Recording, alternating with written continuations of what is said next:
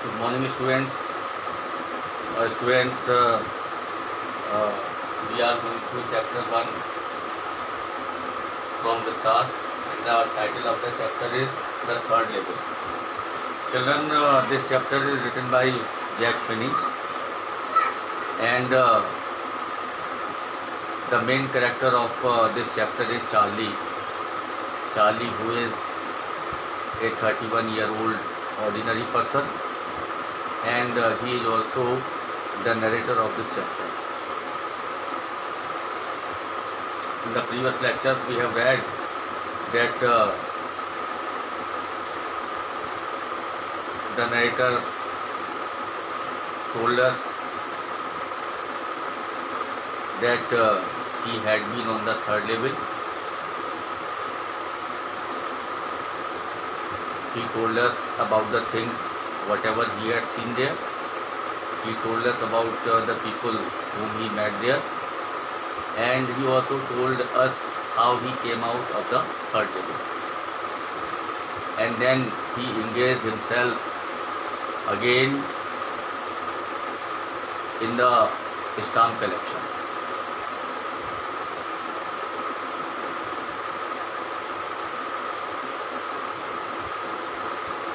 The narrator tells us that all of a sudden his friend Sam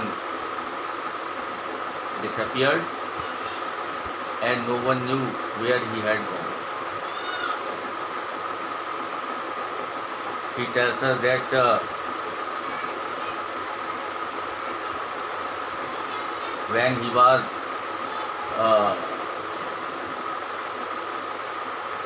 looking at the stamp collection, he found the first day cover, and he also told the meaning of the first day cover. And now children, we are going to start from the next paragraph. See the text. That night, among my oldest first day covers, I found one that shouldn't have been there. अब देखिए, narrator Charlie इस बात को कहता है कि उस रात्रि मेरे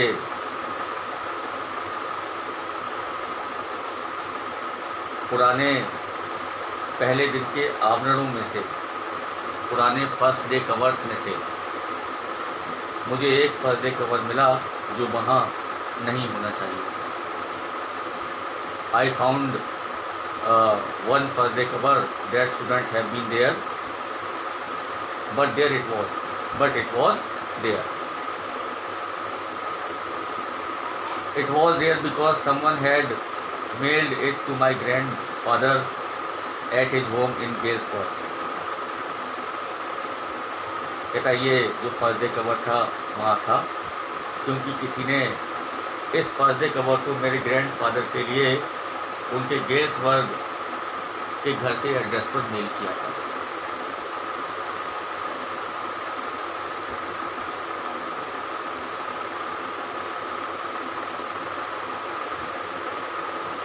That this first day cover was mailed by someone to my grandfather at his home in Galesford,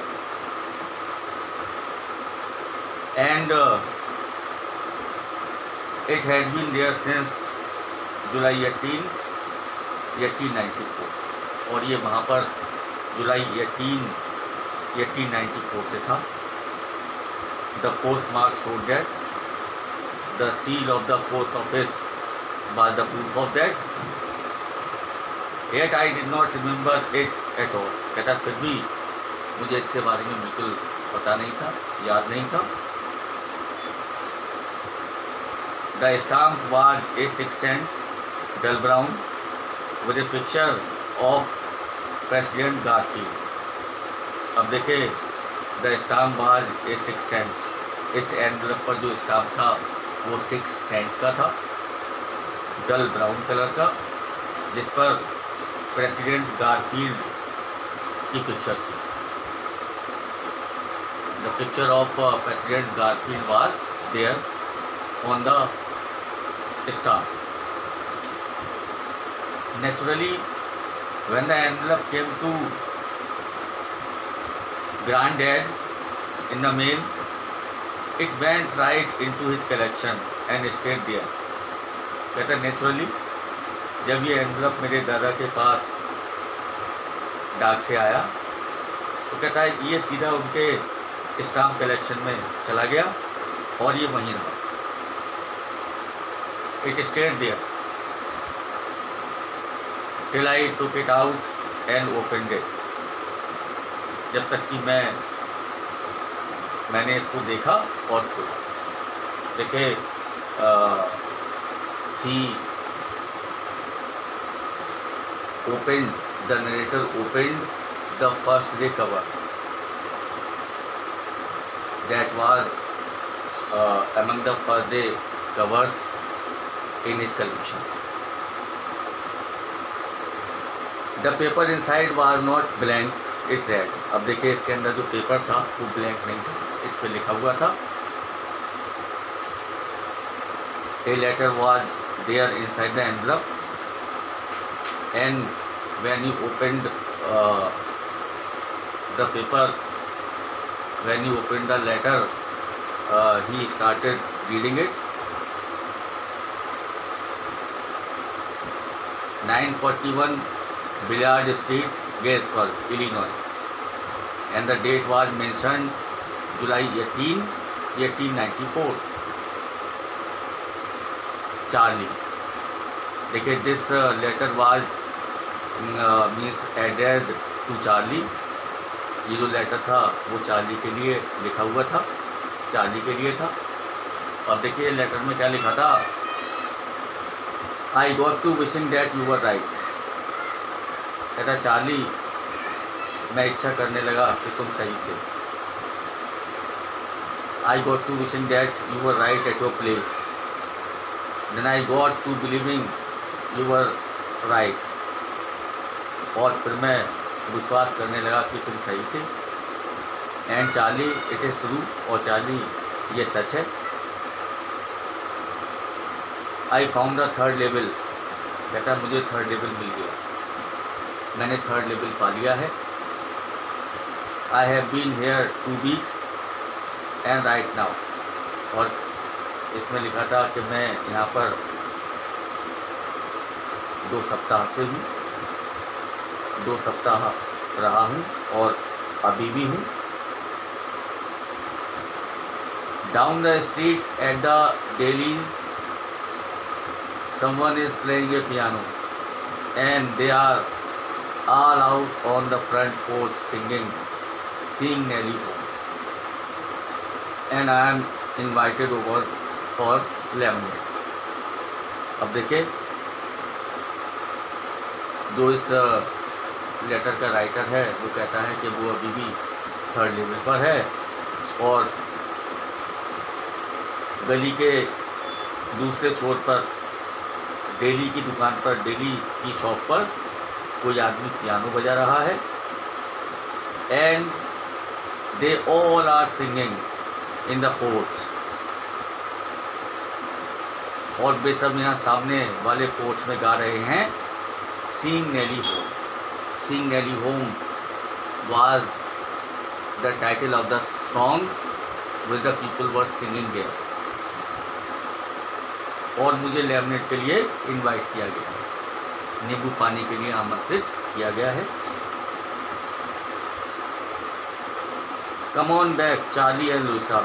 कहती चार्ली और लुइसा वापस आ जाओ,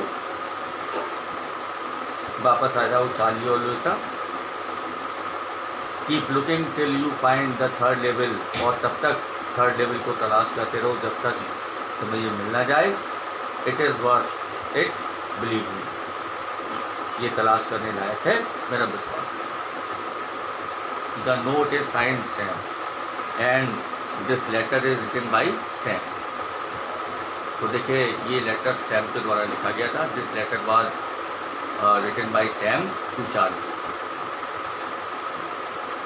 At the stamp and coin store I go to, I found out that Sam bought $800 worth of old style currency. कहता है narrator कहता है कि जब मैं स्टाम्प और कॉइन्स के स्टोर पर गया तो मैंने पता लगाया कि सैम ने $800 के बराबर पुराने ज़माने की करेंसी खरीदी थी। सैम बॉट मीन्स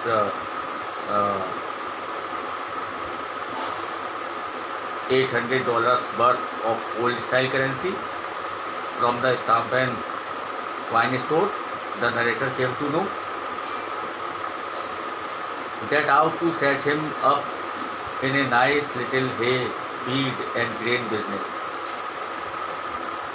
देखिए ये उतना अमाउंट था,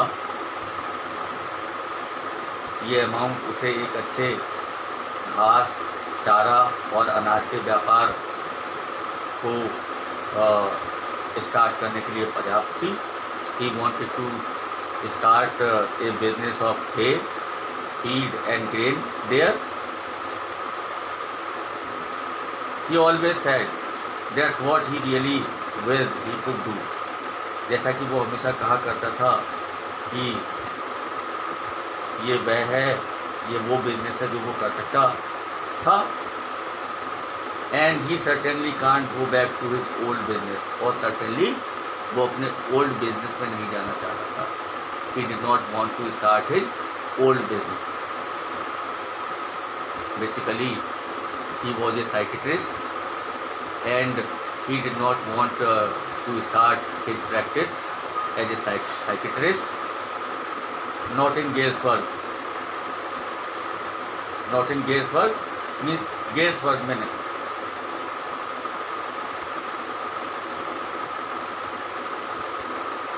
not in guesswork Illinois in 1894 में गेसवर्क इलिनॉइस में नहीं। हिज ओल्ड बिजनेस, उसका ओल्ड बिजनेस, उसका पुराना business. Why Sam was my psychiatrist, क्योंकि सैम मेरा मनोविशेषज्ञ, मनोचिकित्सक मित्र था। Meaning thereby, so student, this is the end of this chapter. I hope you have got it, you have understood it. Thank you.